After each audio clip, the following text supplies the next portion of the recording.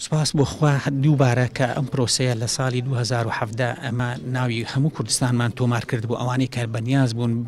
پرۆسەی حەج ئەنجام بدەن. 3 ساڵمان لە تیر و پشکەکە ڕاکێشا بوو هەموو ئەو 3 ساڵی کە ئەوانی ناویان دەرچوو بۆ ئەنجامی حەجەکەیان ئەنجامدا ما بۆ ئەم ساڵیش بۆ 1 ساڵی بە تەواوەتیمان ئەم ساڵیش ڕاکێشە لە سەرساریان هەموو سەرتاسەری کوردستان